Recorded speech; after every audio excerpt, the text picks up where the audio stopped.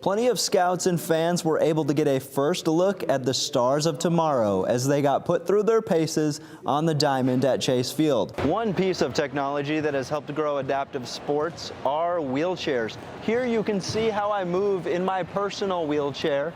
And here I am in a sports wheelchair. As you can see, I am much more mobile. It's time for back to school shopping. While for you, that may mean shopping for clothes and school supplies. For superintendents around the state, it means shopping for teachers. But getting someone to come teach in Arizona continues to be a hard sell, as Isabel Garcia reports from our Washington bureau. Going into the season, the Diamondbacks had 40-1 odds to win their division.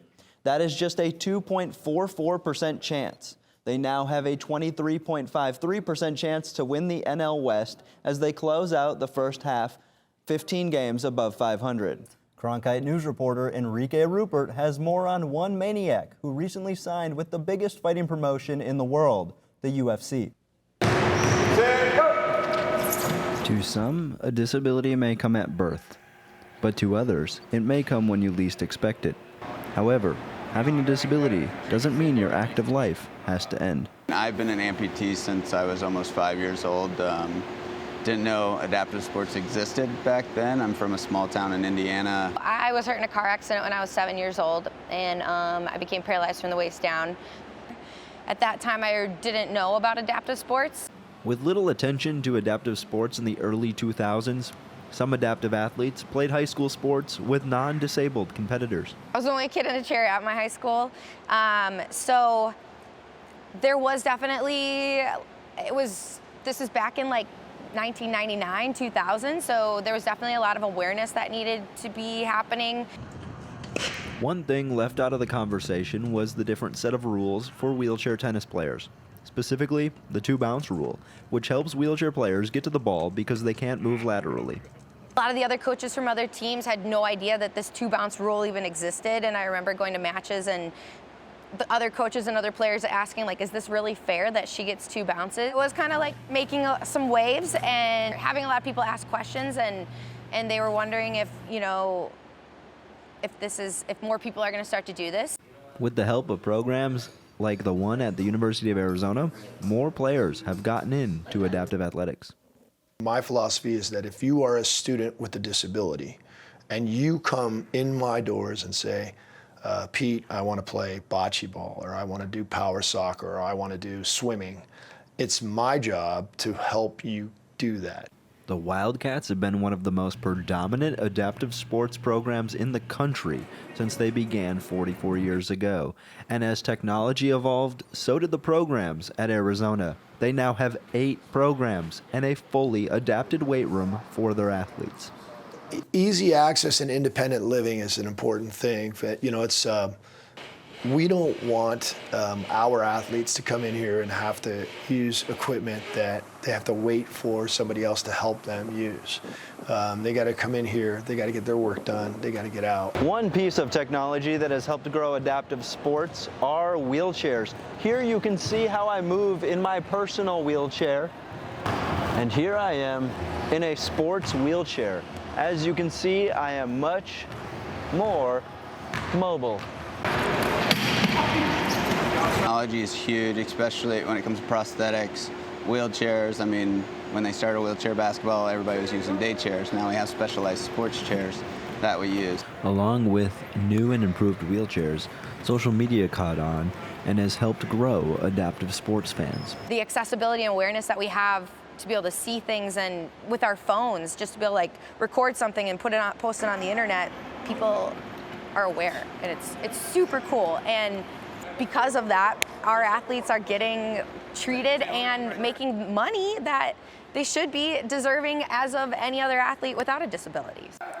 Even as adaptive sports started to bring in money and sponsors, the most important thing remains the benefit for adaptive athletes to stay active and healthy by playing.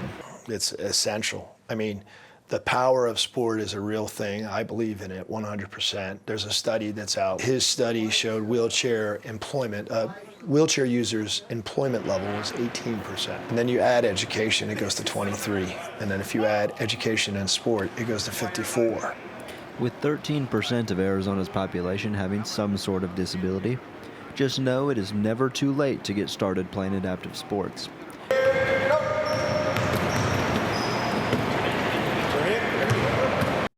Fencing is a sport that requires a lot of specialized equipment, from masks and gloves to swords and jackets. With the sport playable for all ages, it's important that that equipment be customizable to the fencer's size and liking. It could be a kid from 4 years old, 5 years old, to a person 98 years old. When it's kids, their hands are a little smaller, you know, it's smaller than the big person. So we had to customize because the grip is too big or it's too small. The customization goes beyond the size of the handle. You can also customize the color. Once you get your sword, the next step is getting your name on your jacket.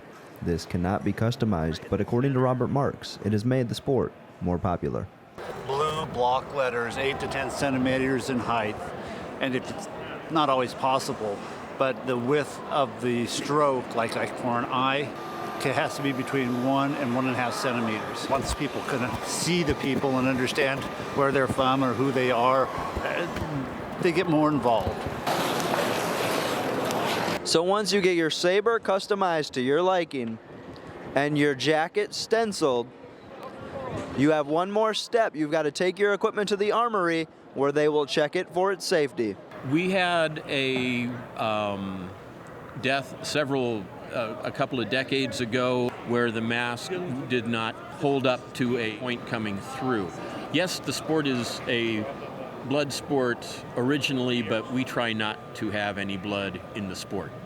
Despite its potential danger, studies have shown fencing has one of the lowest injury rates in the Olympics. So once you get that stamp of approval from the armory, you are free to fence. And whether you're young or old, the sport is tailor-made for everyone. In Phoenix, John Kuziej, Cronkite News. Recently at Arizona State University, legislators held a town hall discussing the bill SB 1291, which will add protections to individuals placed in guardianship. Some of the reforms include ensuring individuals aren't isolated, given the right to a jury trial, and informed of details about their case. A good crowd turned out in the morning to hear from Arizona representatives and individuals who are fighting for guardianship reform. As we consider guardianship reform today, it's important to first consider where we've come from. America has a shameful history when it comes to dealing with folks with disabilities. The saying, out of sight, out of mind, was the traditional norm through most of the 19th century. The new law is pushing to help give those with disabilities more independence to make decisions on their own.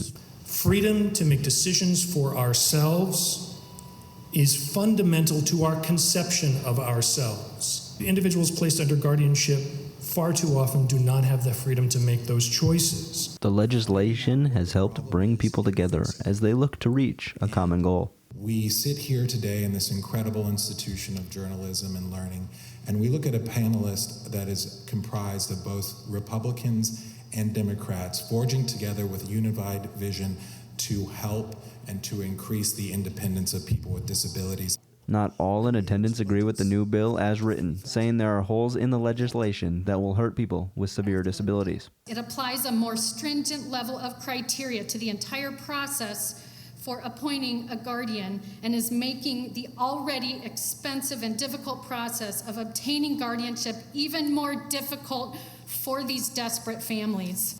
The bill has bipartisan support, but Senator John Kavanaugh acknowledges there could be modifications. There'll be change, we'll see problems, we try to fix the problems, there may be new things brought up, things discarded. So like everything else, it's an ongoing process. The bill received bipartisan support as it passed the House 57-0 and the Senate 28-0. Governor Hobbs signed the bill yesterday. In the newsroom, John Kuziej, Cronkite News.